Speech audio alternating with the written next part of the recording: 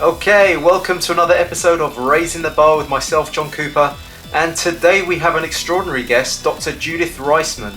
Judith is a researcher, author, historian and teacher who has focused her life on exposing Dr. Alfred Kinsey's fraudulent sex science research, which contributed to the sexual revolution of the 60s, and the breaking down of the family and moral values, which has continued ever since. She is currently Professor of Psychology at Liberty University School of Behavioural Sciences, and today we'll be talking about her life's work, and in particular Alfred Kinsey and his role in the breakdown of the Western world. So Judith, who is this mad scientist? He's still alive and well in a lot of ways. He died of orchitis, massive damage to his genital organs. And I won't go into great detail because it's pretty horrific what he did to himself. How many people read Kinsey? Not that many people, honestly. But he was quoted all the time. He's used, of course, in all sexuality education. He's the one who formed the basis of human sexual behavior, what's being taught today in schools. So it was really three-pronged thing. It was Kinsey, Hefner, and his impact on the law, because he had an enormous, inordinate impact on American law, which impacted English law, which impacted French law, which impacted the world. Well, the Western world. Yeah. Exactly, the breakdown of the Western world. And for people listening, they might think, okay, but what's the problem? What was wrong with his thesis on sexology and his science? We're calling it science here, but the truth is it was actually pseudoscience, wasn't it? And a lot of it was just based in sort of sexual deviance and sort of hyper-liberal sexual acts that went very much against sort of the Judeo-Christian morality at the time, and brought in a culture of, you would say, normalizing incestual behavior, normalizing acts of sexual activity with children, well, sexual abuse of children, the rapes, and we're going to come on to that as well, because I was reading that. I was actually horrified when I read that chapter, and just the general, you would say, sexual promiscuity and deviance just in general in terms of sexual intercourse, and how it was just this thing where it became not something you had within a committed, loving relationship, but something that everyone should try and have before they even came out of their teenage years, which sort of bled into Hugh Hefner with the Playboy, the pamphleteer of Hugh Hefner. But it all started with Alfred Kinsey, and I found it quite astonishing that he was actually a bit of a recluse when he was young. He's sort of a bit of a kind of a loner figure, and he actually used to collect studies on, was it gall wasps or? Yeah. And I guess he'd be considered a bit of a nerd today. And then he went on this journey of becoming this statistician. I can't even say it. He became a statistician, and eventually he brought out the two documents. I think that was right: the sexual behaviour in the human male and the sexual behaviour in the human female. And these two documents were kind of forged effectively the culture that we see today, right, Judith? Absolutely, yeah. The thing was, of course, he was not a statistician. He was he had no knowledge of statistics. He just cooked whatever numbers he chose to cook. That's right. To make his claims appear credible, and people, you're too young, but this was just after World War II, right? So we're talking about people who had been through hell internationally, and soldiers are coming back, and women are coming back with, from the war. They've been working night and day to try and you think it's a problem with the virus? Come on, I mean, people's lives were completely overturned during World War II. And everybody wanted to believe everything that the scientists told them, because really science had saved us during World War II. Science, the scientists that put the airplanes in the air, the scientists that put the machines on the what do you, the, where you clock in. Anyway, the scientists who put everything together. And then after the war, the scientists who brought people refrigerators, who kept the food coming, who were able to establish delivery systems, then shortly thereafter their cars. So the world felt like the scientist, who they believed was always a moral and noble human being. Of course, they said that German scientists were different, right? They were not, but all of our scientists were. So yeah, there was a need to believe in science as having saved us all.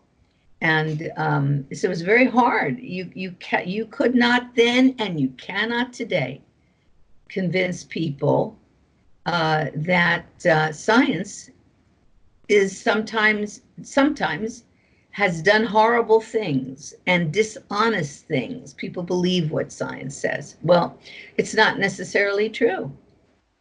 And this was the problem, wasn't it? Because Alfred Kinsey, I don't even want to call him doctor because it's just a disgrace to the title doctor, isn't it? He actually was funded by the Rockefeller Foundation. I think that's where the problems began, isn't it?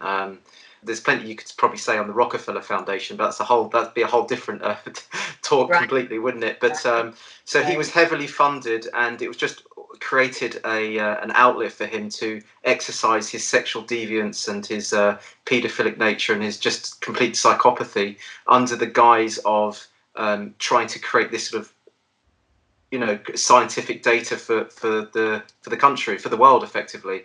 And it's sort of, as I was reading Stolen Honor, Stolen Innocence, I could see the slippery slope that was happening. Firstly, just taking tests from men and women, to then going into taking tests from orgasms of children and recording the orgasms, and then actually having orgies, and then actually raping the children and sexually abusing the children. And this man, Alfred Kinsey, was still held up to be a scientist and doing good work. And I just think that's absolutely horrific. Yeah, well, I've always suspected, excuse me, because most of the data, hard data, that you just cannot ignore, comes out of his own book. He has tables, graphs, charts with the ages of these little children. The youngest was 2 months old. There was a 4-year-old that he claimed in his table. There it is. It's in black and white.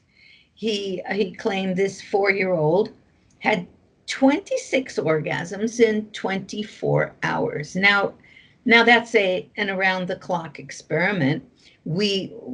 Clearly these children were suffering. There is absolutely no reason, none in the world, to believe that children at any point are capable of, quote, orgasms. Excuse me, that's something we get to have as adults. Yeah, here you are, this is one of the special advantages, in a way, of adulthood.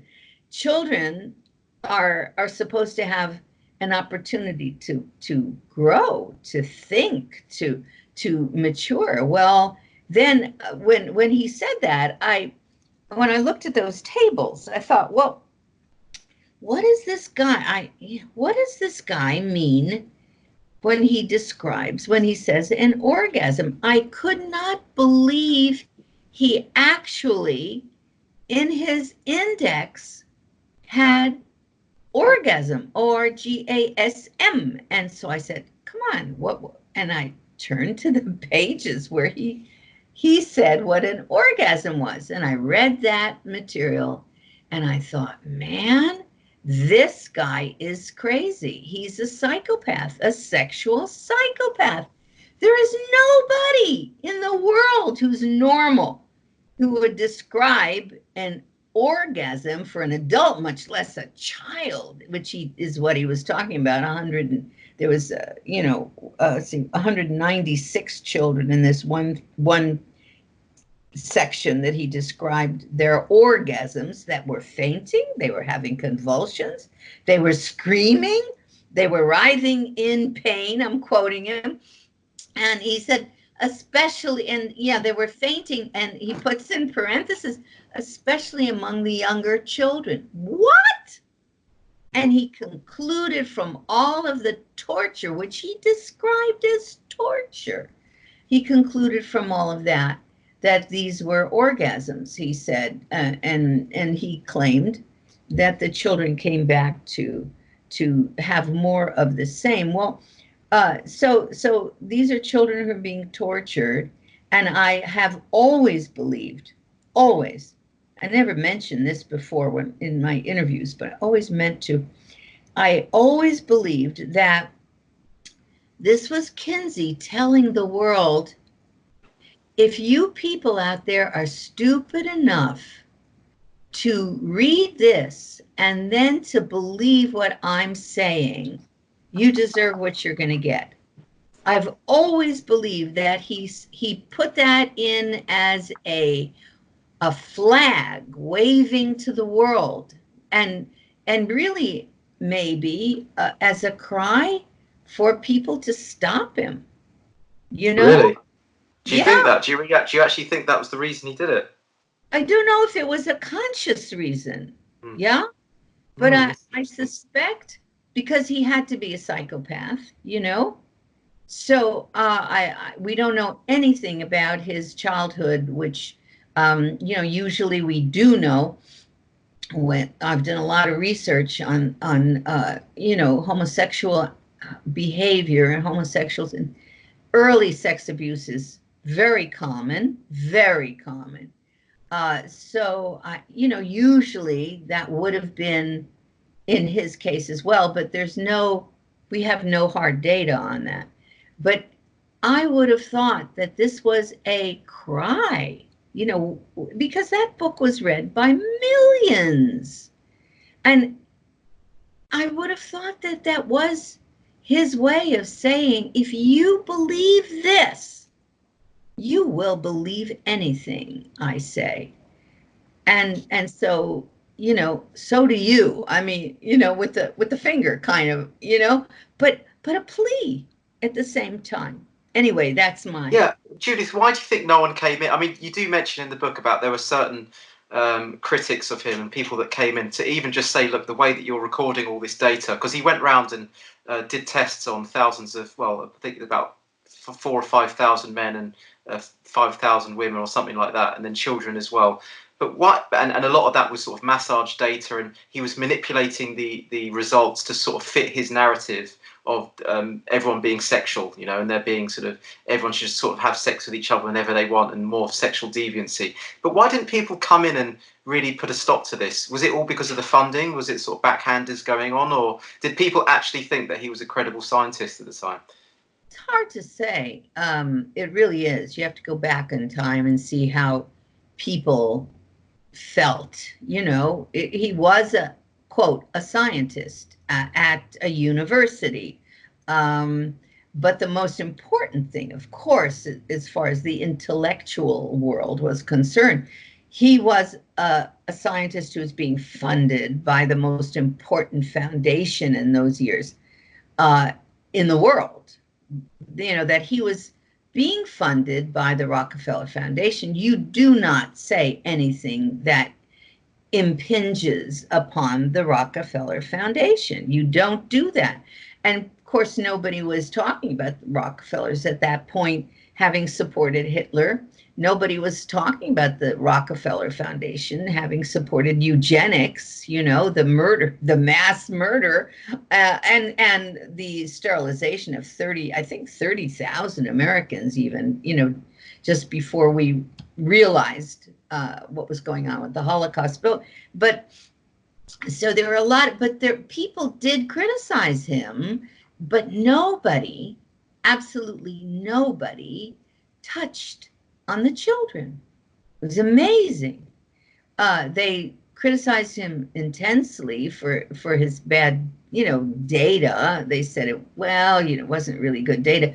Look, this is a man who claimed 4,441 women, and it's right there in his own book, right in black and white. 4,441 women, and nobody really ever was raped or complained about rape. Now, look, even in 1948, people would know that was insane. Yeah, So anyway, but they didn't put two and two together that he did first he threw away 75% of the data that he collected. Yeah. We find that out later from one of his researchers that he threw, but I wondered, I couldn't see how he could have been collecting and coding and entering into the IBM machines at that time so many people when there were really only he and his colleague who he was having sex with, young man, Martin, were the only ones who were able to enter this stuff in. How do you do that? And and then I went and I spoke with one of the statisticians from the American Statistical Association. It was a guy who was in charge of it. And he said, no, this would not have been, it would never have been possible. And so then later when I saw the data not challenged, his colleague didn't say it was bad. He just said he threw away 75% of the data. Yeah. Well, if pretty much everybody you interviewed were people who were abnormal, which is what he was doing, because remember, he did most of his work during World War II. And during World War II, most everybody was involved in, guess what? The war.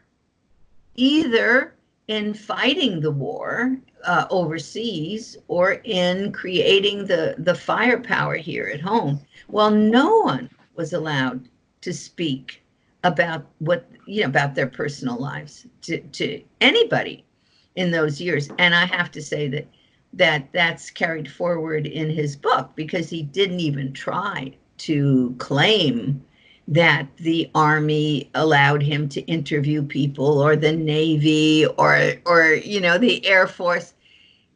So there was never any attempt really to deal with normal human beings, normal men, normal women.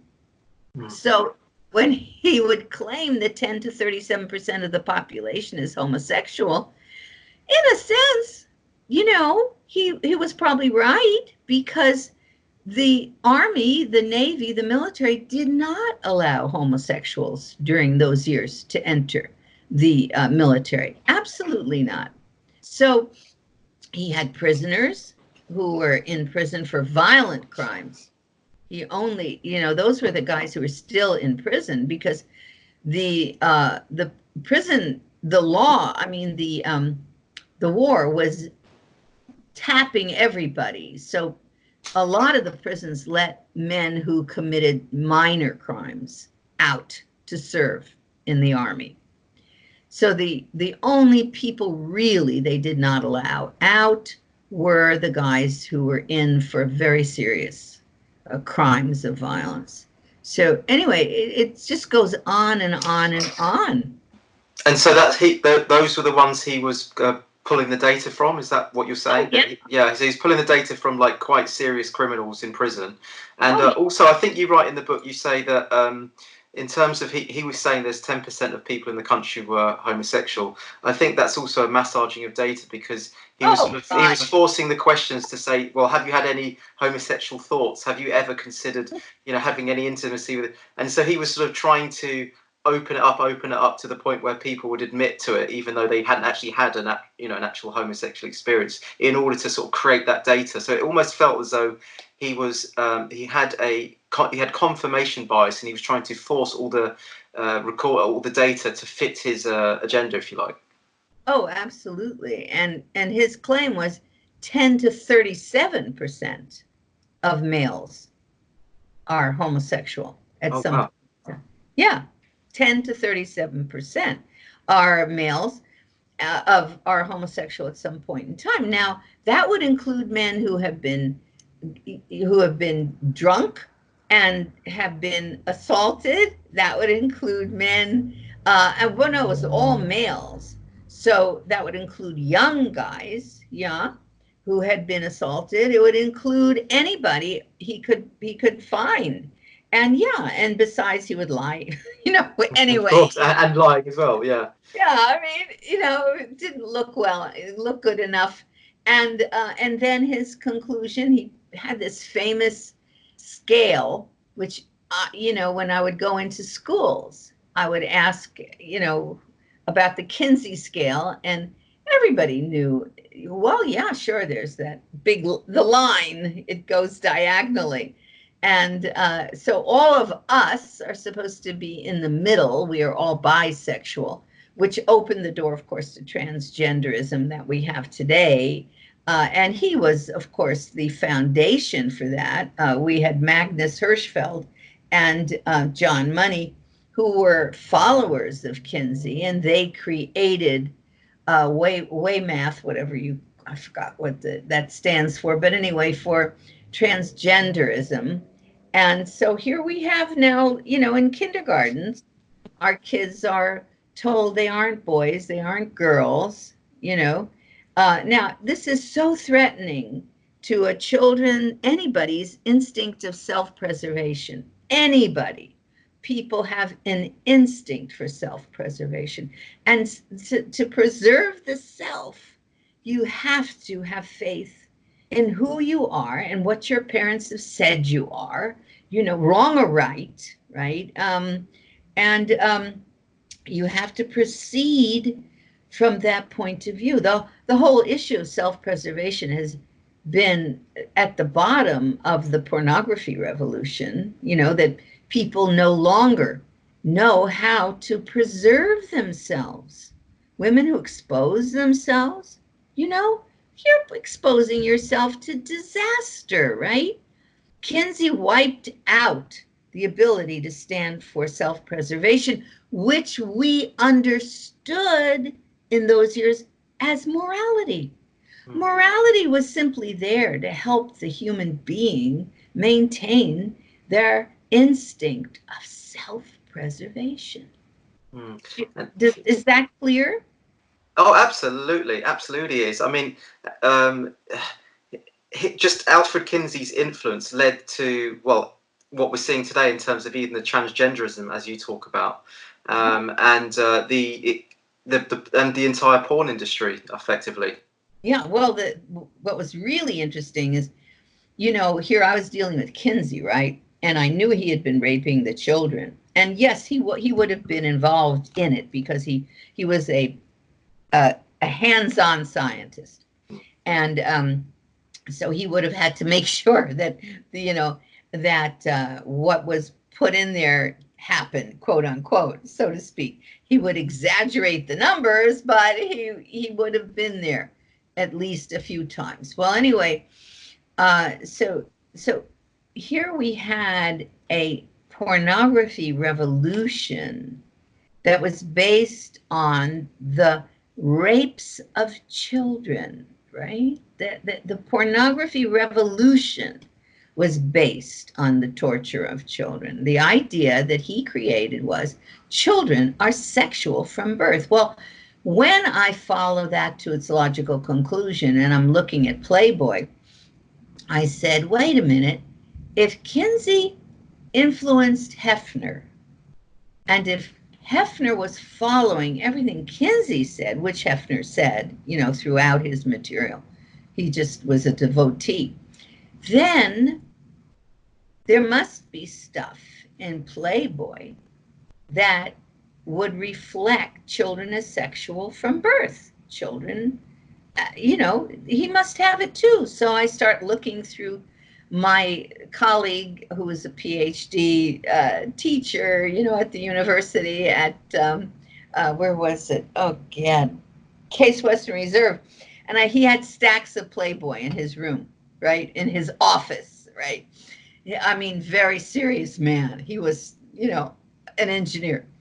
And I went over to him. I said, listen, John, I said, can I borrow some of your Playboys? And no, I don't know about that, because he was attached to his, Miss November and Miss December and so on. I said, I'll return them. I promise. I'm not gonna keep them. I just want to look.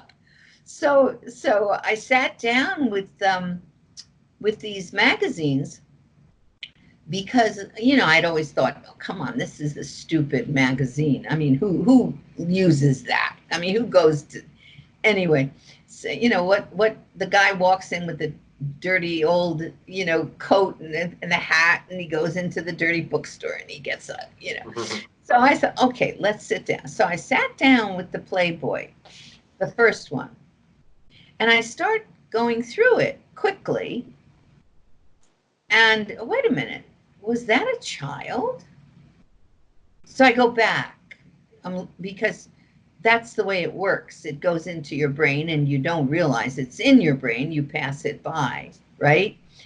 So then I went back and I look, yeah, no, that's a little girl. What is she doing in that bed with that old guy? What is that? And she's half naked. Oh, it's a cartoon. So I said, well, how many times is something like that in here? So then I go a little further and I said, was that a child? And I go back and I start doing that. And lo and behold, yes, I realized, holy smokes. That means that viewers have been conditioned for years to view children as sexual and to see them as sexual in sexual situations with adults, and they will have no knowledge as to why. So I started doing the research and so on to back up what I was noticing. Anyway, you should always make sure to tell everybody I won a libel suit against me in the Netherlands by Playboy. You won the lawsuit. Yeah, I won it. Yeah, they were suing me for libel and slander because I said Playboy at that time, which was 1940, I think. 1940. Wow, no, 1994. Yeah. I said they were the biggest child pornographer in the world at the time until, things picked up after that. And so they sued me. And so I said, in the Netherlands, right? So I send my stack of material to the judge in the Netherlands, and he rules in my favor. And he says, no, Dr. Reisman this is in his statement. Dr. Reisman's correct. These are children. They're in sex scenes with these men. And so Playboy complained. They said, of course, they never wrote about it here in the United States. They said, well, you have to reevaluate this. So he replied, he said, well, sue her in your country. He said, you have a lot of resources, you can do it. They would never do it. Why would they not try and sue you in America? Oh my goodness, are you kidding? Everybody would be outraged if they realized what had been done to them. If men realized, and then women, I mean, if you actually were able to put this material out in front of the jury, give me a break. I said, if you can win in the Netherlands, you can win anywhere. So they weren't that confident of actually beating you then. That's why they did it in the Netherlands. Yeah, they thought they could pull it off there because, come on, the Netherlands. They're trying to pick the most liberal place on earth to do it. Please, yeah, you still beat them. So that's an indictment to how how in the right you were and how evil they are. Absolutely. I mean, so many people manipulated into a belief system. A psychologist that I met in Wales when I gave a paper in Wales, and I showed I had slides with all these images, of these children, and what was it? You know, a little child about 6 laying naked, and it says, "Come on, strong big daddy. She likes forceful father figures." That's in 1971 or 74, I forgot which. But this is a long time ago. These are decades of people who've been watching this stuff and reading this. Well, they don't read. It's been going on for decades, this, hasn't it? The normalization of this sort of underage sexualization of, you know, children, and the abuse of children. But like you say, in that it was in the form of cartoons, because I guess that kind of sinks into the unconscious a little bit easier, especially from a young age, right? Because children have an affinity to cartoons and stuff like that, and so if you can infiltrate their minds with something that they consider quite benign, then it's easy to sort of plant the seed, I guess, for that sort of stuff, and then it goes unquestioned, right? Well, absolutely. Adults love cartoons too, you know. As a matter of fact, the Journal of Communication had a piece on cartoons in which they didn't realize what they were saying, but the Journal of Communication did a study. There was a professor group of people that did a study on what was the most cherished part of Playboy, Penthouse. I think those were the two. And they identified the centerfold was not as important as the cartoon. Not as important as the cartoon. Imagine that. Imagine reading a Playboy or a Penthouse and people actually preferring the cartoon in it. Yeah, I mean, see, because they get to laugh. They get to laugh. And they also get to feel that they're innocent because this is all funny. Ha, ha, ha. Well, you know, people, I would say, you know, let's look at what happened, how it happened in Germany. It didn't start just, you know, there were also cartoons in Germany. We always use cartoons to denigrate the people we don't want to give human existence to. You denigrated blacks at a certain point. You denigrated women. Not sexually, but, you know, when it was the vote, you know, they would denigrate the women. They would denigrate blacks, Arabs, Jews, whoever it is that you want to denigrate. You use cartoons because you make them less than human. But why were they doing that with children then? Why were they denigrating children? Because they wanted to make them accessible for everything that they wanted to do to them. Yeah, but say they weren't denigrating children. They were kind of just normalizing children in sexual positions and stuff, right? Yeah, absolutely. You have to remember that, in order to make the child accessible, you do try to do it gradually. You know, the first cartoons that they did was of little boys who were just in the room when the adult is having sex with with a female, right? Little boys. Then they have the little boys acting like they want to have sex with the prostitutes. You know, that was in 54. Wow. That's the 50s as well. That's incredible. Yeah, 1954. That was that year. Okay. Then they grew, and within 5 years, let's see, 54, 64. Yeah, well, certainly by 70, but, 60s. They would, 1960s. They start bringing the little girls in. See, it was very, very, calculated, because the reader, that's what I was going to tell you.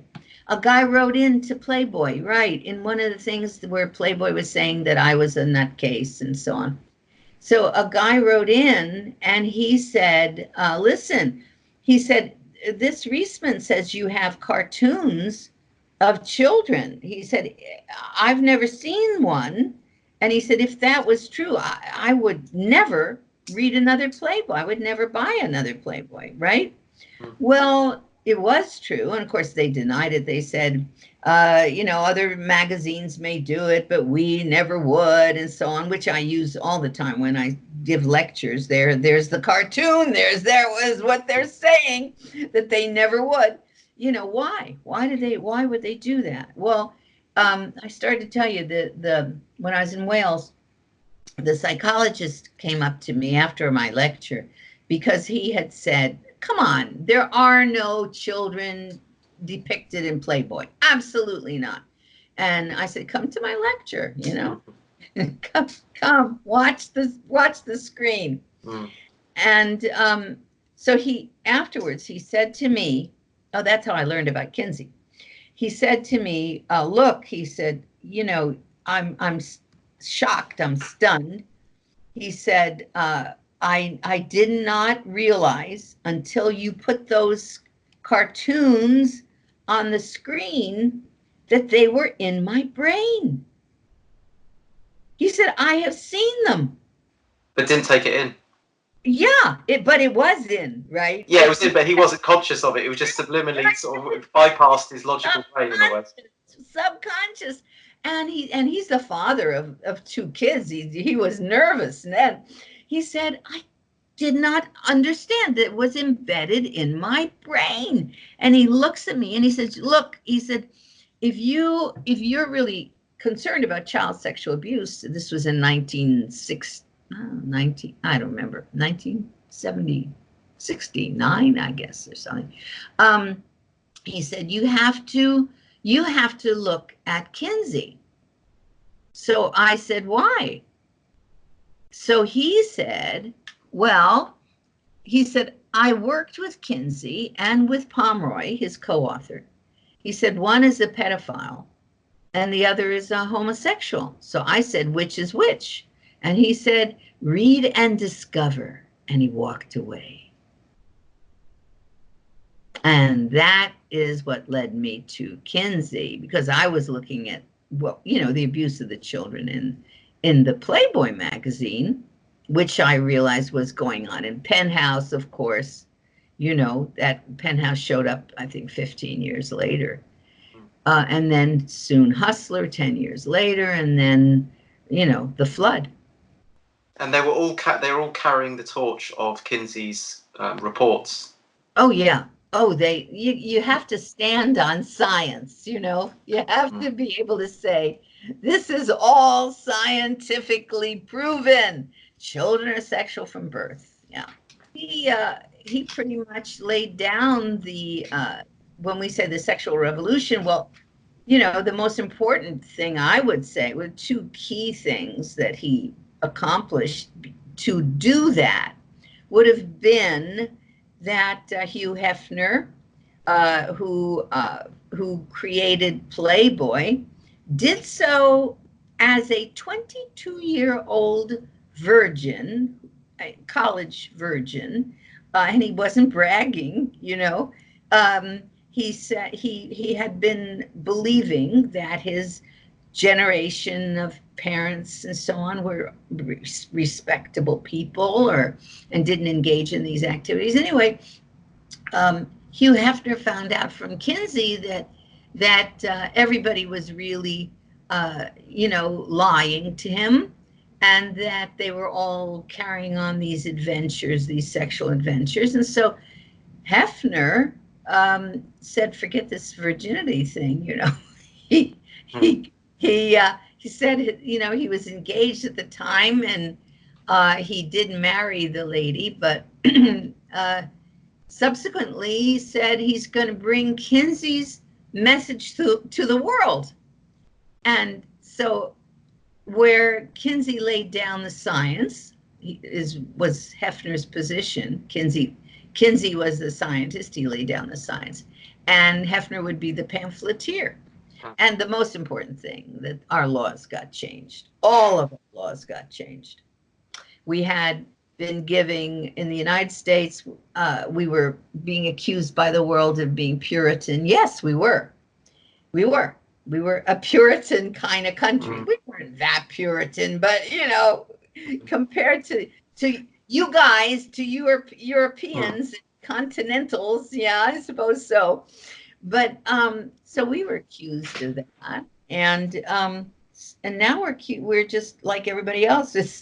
We're not a child-centered society. We're a child abuse society.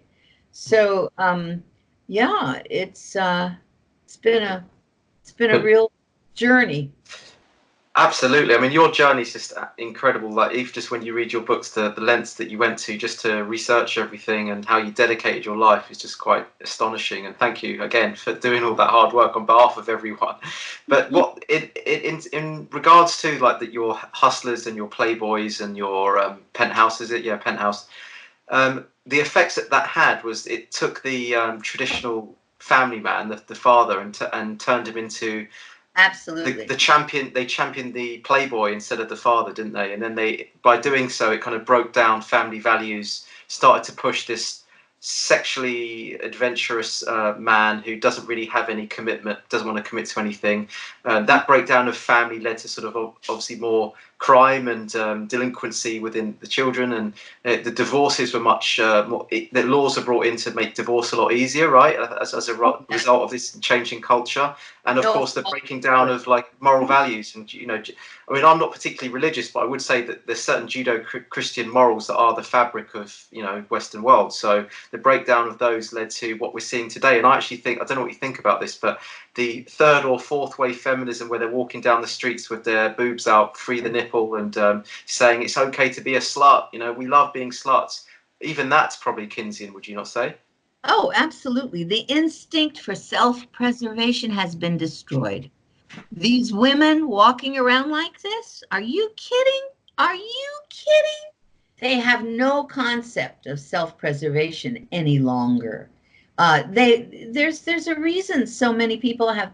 They're trying to normalize herpes. They're trying to normalize chlamydia. Trying to normalize every kind of sexually transmitted disease, because people are being afflicted with all this. Well, it's taking years off of their lives, and it's giving them tremendous problems, right, in terms of relationships with a person, with another human being. I mean, it's the whole instinct for self-preservation, which is the basis of what we call morality, gets completely destroyed. And therefore you get these fourth women, what do you call it? Fourth wave feminists. Yeah, whatever.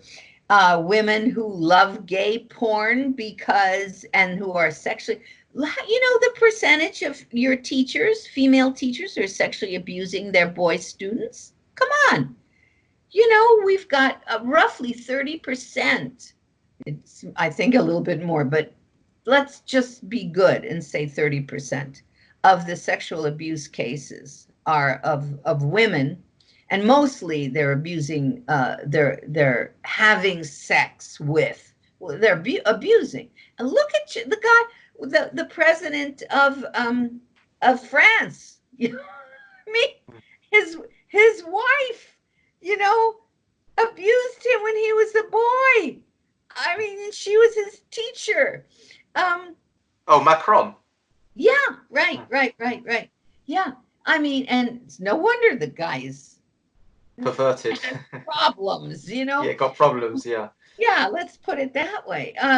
But sure, they lose the instinct for self-preservation. They took that, which we called morality, which is why you don't have sex with many people, which is why you try to save the sex for when you get married. So you're not going to be filled with every disease. So you're not going to have, suspicions about things. It's not that you won't. There's enough, you'll have enough to deal with. And so you can raise children properly and care for them.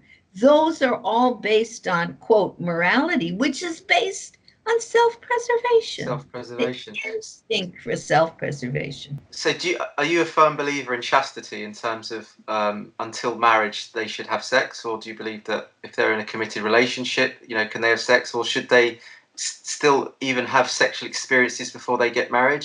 What do you think about that? Oh, God. I think we're so down the trail. They're so far down this. It's like, yeah. know, if people can look, okay, let me say this. When you're not having sex with a person and you really are interested in that person, which would cause you to want to have sex with the person, and you're really interested, I think, in all honesty, you have a greater chance for intimacy, for if you don't have sex. And well, if you can, because you'll talk together more, you'll do things together more, and they won't be just hopping in and out of bed. And the main thing is, if you're having sex with somebody and you had sex before, and not, people start comparing. It's just too hard. It's just too difficult. Anyway, but we are so far down the trail. Yeah.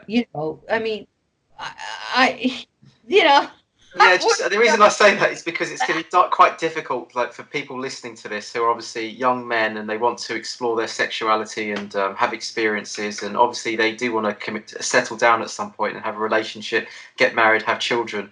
But to a young teenage guy, a young guy in their 20s who's not religious, it's difficult to say to him, just hold out.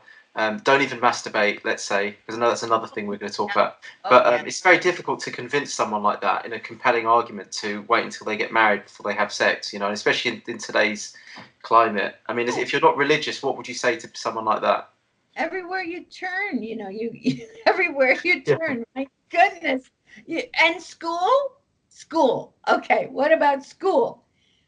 One of the ways I got involved in all this was when my daughter, one of my kids came home with a pamphlet that she'd gotten in school. She was in, I guess, the 8th grade, and it had this, buxom female naked, it was a Planned Parenthood pamphlet, and this was in 1974, right, in school. All right, and it says, it goes into what's wrong with the relationships between boys and girls. And then it says, girls have, let's see, how did it go? They're they have problems because I forgot the way they put it. But anyway, it ends up with, if you want to have sex, then pay for it. Pay for it. He says, you may think that you haven't paid for it, but if you're with a prostitute, they're talking about prostitution. They're talking to a kid, right? Prostitution. And then they say, and if you want a virgin to marry, buy one. There are girls who have freely chosen that business. Marriage is the price you'll pay, and you'll get the virgin very temporarily. That was what was being taught to vulnerable kids whose brains aren't even barely developed, and who operate limbically, more than they operate in any way from the frontal cortex. And that's what they were being taught. My daughter. Yeah. It's amazing, isn't it? And they like to deflower the virgin is almost seen as some kind of alpha male behavior.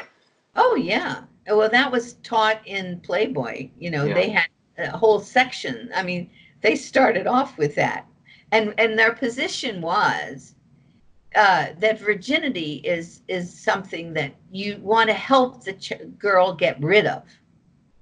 You're helping her get rid of that crutch, that burden. Yeah, the burden. We're going to help you out.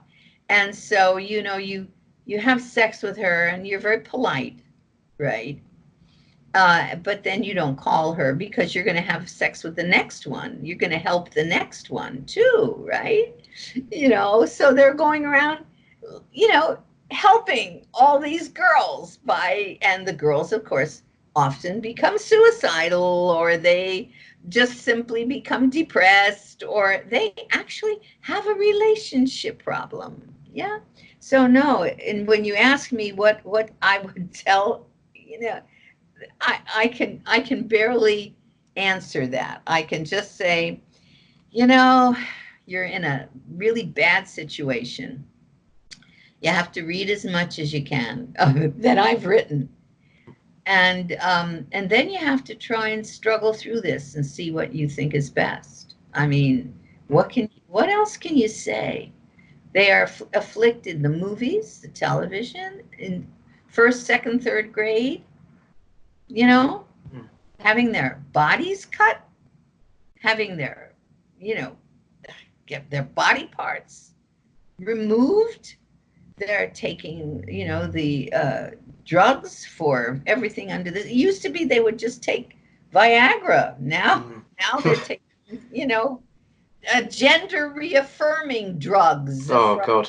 from lunatic doctors who are so filled with avarice that they cannot see straight. You know, no, it's tragic. That is actually tragic. I mean, the whole trans thing actually really upsets me, and that's probably funded by the same people anyway. But we don't have to go there. I just wanted to tell you, Judith, that I started off because I had a lot of sexual energy in my teenage years, and all I had for my outlet was like porn. Not magazines, because I was too young to buy those. But someone gave me a VHS tape, and that was like my go-to, you know. And that was like my one outlet. But what happened was, from watching that, and I used to go and just watch the same sex scene over and over again just from this one VHS tape. It's quite sad, really. And but then what happened is I became, I guess, porn damaged. And then when I actually came to being with a woman in bed, I just couldn't get it up. I guess because I was conditioned myself to only be turned on through a screen, you know, where I felt very safe and no one could judge me. And I was turned on through the mind and not through the body, you know, not through the stimulation of the senses.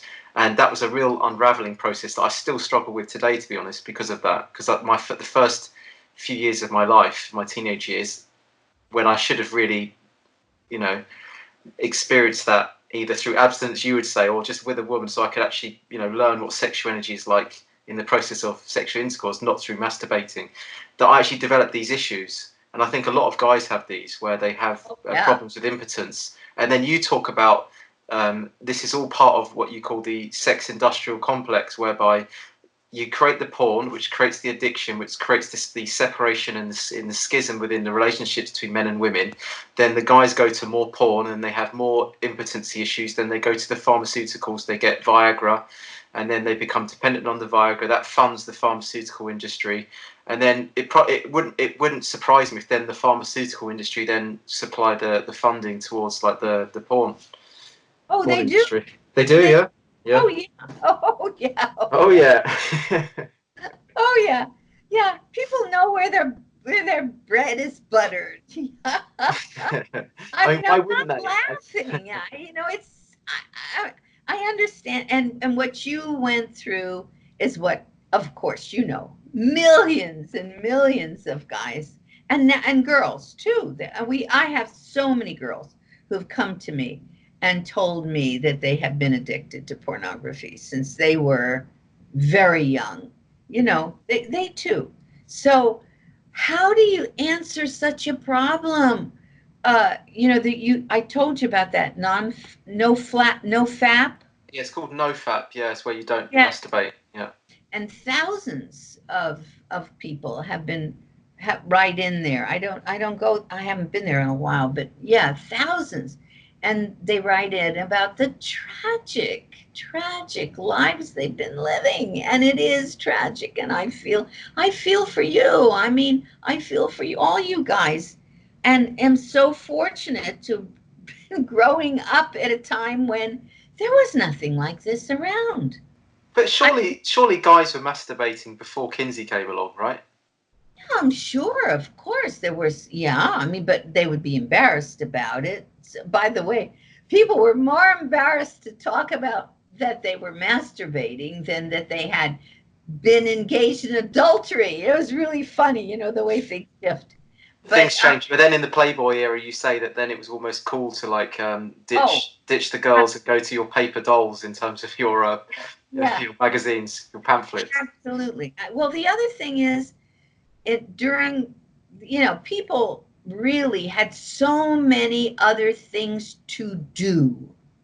You know, guys were very involved in so many things, and actively, and our computer generation, movie generation, whatever, has taken the guys out of the hunting, the thising, all the stuff that they used to do, which could leave them exhausted, you know, and there was a certain okay, yeah, in 1960, the book came out that Kinsey, that was very, very pro Kinsey, but there was a book, 200 guys, college guys, because Kinsey was, Hefner was not unusual for being a virgin. 200 college guys they studied because they wanted to prove what Kinsey said, and they found that most of them, the majority, thought that they should not have sex until they were married. The majority. There was just a different, it's the mind as much as the body. Believe me. And people have been so conditioned to a bodily experience over the years that the dominance of the mind has really been short-circuited. It just has. So, sure, there would be, masturbation was not invented by Kinsey or by Palmer or popularized, should we say? Yeah.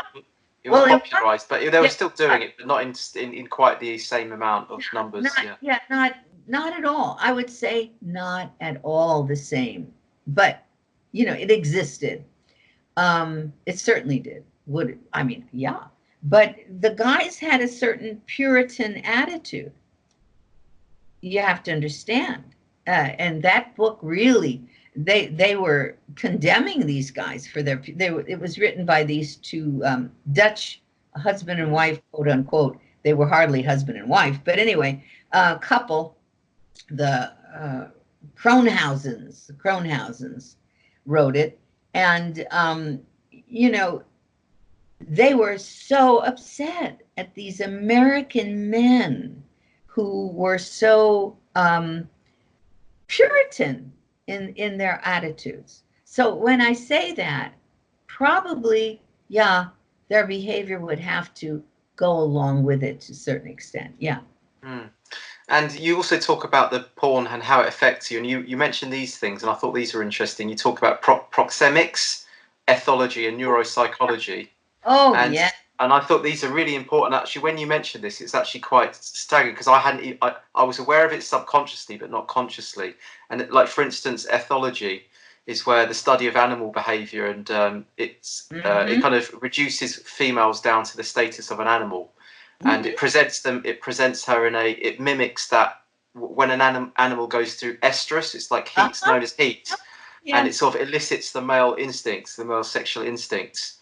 And actually, when you see that, when you go out, you see, I don't know, it seems to me that women are adopting those behaviors, whether they see their friends do it, their peer group do it. It's almost like enticing the male, and then when she rejects the guy, it leads to a lot of sexual pent-up aggression and frustration within the men, right? And then they either like blast through it and try and force the girl into bed, or they'll go and masturbate to try and relieve the tension from that. Yeah, very good. Oh my goodness, you paid attention to that. How nice. Well, that's actually, I worked in an industry, and it was like a dating industry, helping guys with their confidence. But I noticed this is a whole other industry that you might not be aware of. And these guys are teaching guys how to get past women's defenses and get laid, effectively. But I noticed it was quite psychopathic in the same way that you exposed Kinsey. I exposed this whole industry effectively, and how it's not treating women as women, it's treating them as like animals, and just like, or objects that need to be conquered.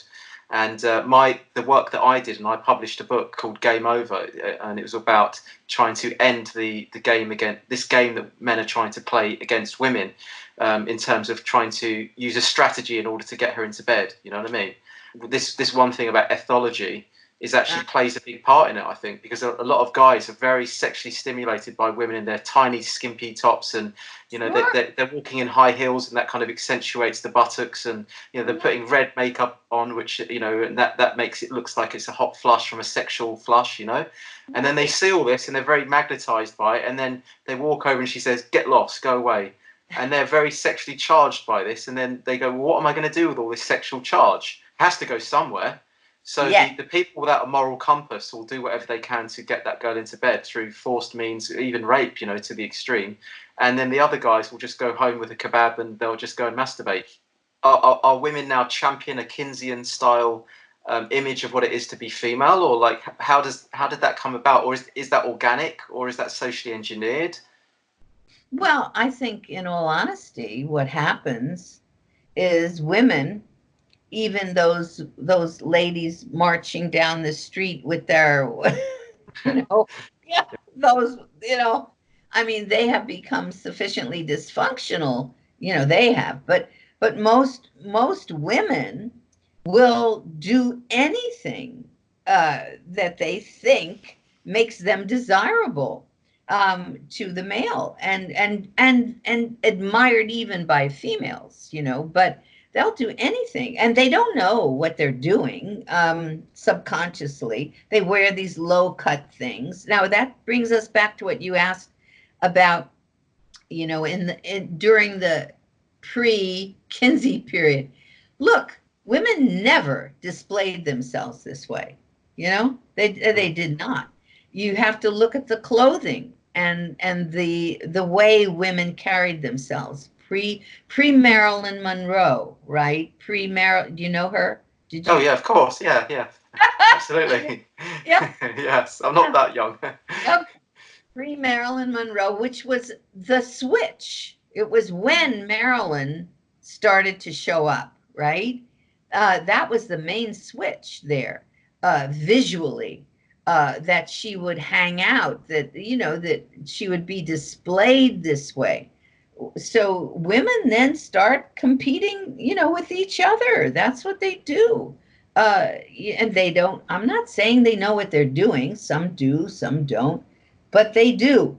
So, and part of it is, the desire to nest, giving all the benefit of the doubt. But just as men are conditioned, just as men are manipulated, women are conditioned and women are manipulated. And neither sex really has this vaguest idea, of what is going on. That poor Marilyn, I think about, they wear these shirts with her image on it. I mean, this is a woman who's either murdered or committed suicide, who was sexually abused as a child to an enormous extent, who, was just a typical beginning. I mean, and had no notion, no instinct of self-preservation, no instinct for self-preservation. And this is what we're looking at now everywhere with the little girls. It's a shame, isn't it? They become icons and role models, and then little young girls and boys, they follow these people, and then it creates a new generation of the same thing, and it's leads to a lack of boundaries. Yes, boundaries and self-preservation, and it just spirals out of control. Yeah, I need a copy of that book of yours. Oh, I'll send that to you. I'm actually working on a second edition. But it's funny how a lot of people think that they're very enlightened and outside the system, and yet are literally just parroting this Kinseyan style of sexual relating and human relating. But they think that they're very free. Like guys go, I've slept with 300 girls. Yeah. In the last few years, and they think that they're very free and like. But they don't seem to realise that they are effectively victims to a culture that's been enforced upon them. Oh, absolutely. Peter Bregan, Dr. Peter Bregan, who did all the work on the electric shock that was being given, and he really single-handedly kind of stopped that for years and years and years. And he commented, I did an interview with him, and he commented and said he grew up, in the 60s and 70s, and these guys were having sex with, however many people. And he said they would inevitably, these were not happy people. They were not happy. Yeah. And no wonder. I mean, because, it's the quest. You get through with the one, and, and you've done damage. That's another interesting fact. I had a thing with Peter. I said, there is shame here. A guy instinctively knows he's done damage, and you have to know that he's going to feel in his deepest recesses somewhere shame, and that's tragic, because all he'll do is repeat it and repeat it and repeat it and repeat it, and there is always shame. Shame is very associated with sex, very much. It's the other side of it. So that's why I call what's going on pornography erototoxins. Yes, you did. Yes, yeah. Yeah, it is the toxic side of Eros. Eros is not supposed to bring you shame. It is not supposed to put you in a position where you feel that you have done damage and humiliated yourself and somebody else, where, all that kind of thing. Anyway, it's tragic. Yeah, it's tragic. I think that's actually what goes on, especially with just guys masturbating. They think, oh, I shouldn't be masturbating. They masturbate and then they feel shame, and then it stays with them, that shame. And then to relieve the shame, they masturbate again. But also with this industry that I've worked within, these guys are sleeping with loads and loads of women, but they haven't actually forged a meaningful connection with one of them.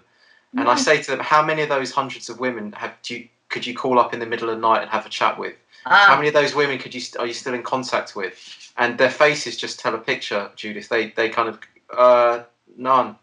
I'm like, well, what have you actually done having sex with all those girls? You haven't left anything in a better place. You haven't made you haven't made the world a better place. You've just you've gone in there, you've conquered, and you've left. And she probably feels worse from it. She's probably lost energy and life energy from that, and you probably don't feel too good about it either. And you can see they don't love themselves, these people. And one of the things that I've noticed with all these men is that they had missing fathers. Yes, absolutely. Yep. That if I was going to say one of the biggest problems we have today is that our heritage of fatherless boys and girls. It has a different impact on the girls, but they'll become sexually promiscuous also. And this fatherlessness, huge. It's so abnormal. It is so abnormal. The effects of it, yeah. Not to have a father and a mother, for goodness sake. I mean, it destroys the children. Now, some can survive. Some survive anything. Yeah. But for most of us, we don't have a father or a mother. Give me a break. And it's not from death, or, it's not from death or no. But then that's all part of what was pushed by the Kinsey, Hefner, Rockefeller connection way back. When we had fathers, by the way, World War II, end of World War II, people had fathers and they had mothers. They did. Yeah. And so this is going on now. And where do you see this all going, Judith? Where do you see this all going? And what are the ways that we can create a new culture or transform this culture that we're in? Or is it too far in the quagmire that we literally can't do anything?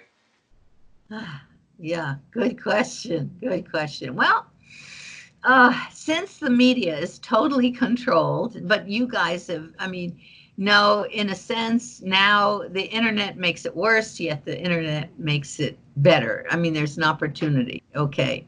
Uh, but essentially, the mass media controls our thinking for the most part. And I think that the chance to have people like you with these opportunities to speak when, you know, it can influence other people and get them to start reading and listening and looking to try to have as much a decent chance and to preserve their instinct for self-preservation and wrap that in their understanding of morality, because that's all it is. When those guys have sex with 100 women, or you know, whatever, they've lost their instinct for self-preservation, and the women have got it, you know, completely, you know, that it's gone. So yeah, there's a little bit of a chance with enough outlets like yours, which is why I take the time to do this, because it's not as though the New York Times will tell the truth. It's not as though, you know, the Los Angeles Times or CBS or ABC or NBC will reveal truth. They knew, I mean, they could have printed that I won, you know, the case against Playboy, but nothing was ever available to the public. So now at least you guys have a chance, I would say, a chance. A chance. What do you, just to finish off then, what do you mean by self-preservation exactly? Are you saying that, yeah, I don't want to put words in your mouth almost. Just could you just clarify what exactly you mean by self-preservation in terms of your interactions with other people, or just with your own self-hygiene, protection, boundaries? What? Yeah, boundaries. Well, there's a reason people lock doors. There's a reason that they close the curtains. There's a reason that women wear dresses that do not show their poops, you know. Yeah. There's a reason for all those things, and they are based, and there's a reason that people should be careful to try not just dating, but, you know, to be with a crowd that's a good, solid crowd to be with, that's not going to expose you to a lot of things. There's a reason that you shouldn't be drinking to a point where you're not aware of what's going on.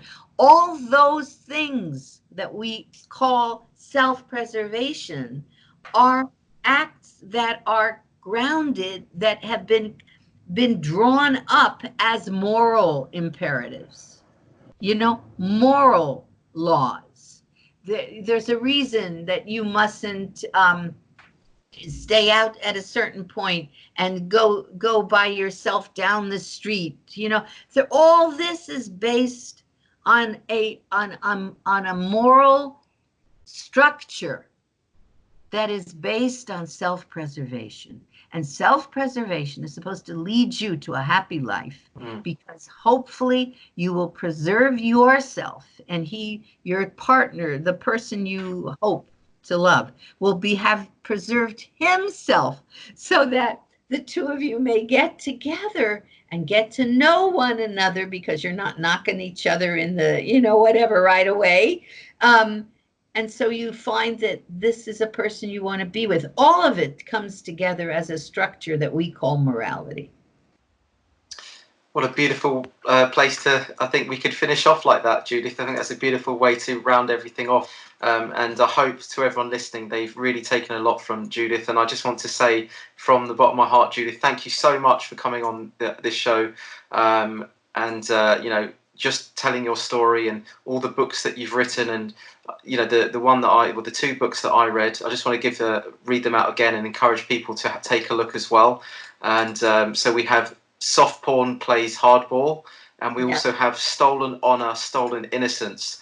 And Stolen Honor, Stolen Innocence is a full, it's almost encyclopedic investigation report on Alfred Kinsey and his life from when he was a child all the way through college, how he started the Alfred Kinsey Institute and his reports where he went around and took all these tests off men and women, and how being very corrupt with that, and how it led to the culture that we're seeing today. And soft porn plays hardball. It's more kind of about the Playboy, isn't it? It's more about how the torch was passed over and into the Hugh Hefner world, and how that pushed the sort of moral abandonment and the hedonism from the 1950s onwards, and how that sort of permeated into our culture today. And hopefully you guys listening, you can see how when you trace it all back, as Judith's done, and dedicated her whole life to doing it, and is now, would I be right in saying great-grandmother? Did I read that correctly? Yes, you did. Yes. Judith's a great-grandmother, and she's still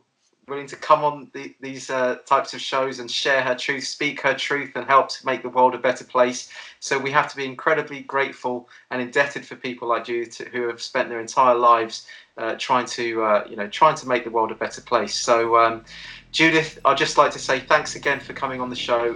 What you've done in your life is absolutely spectacular. You're a real trailblazer. You're a heartfelt warrior. And so from everyone here at Raising the Bar, I'd just like to say thanks very much, and all the best, and take care. Well, thank you, John. It was really a joy.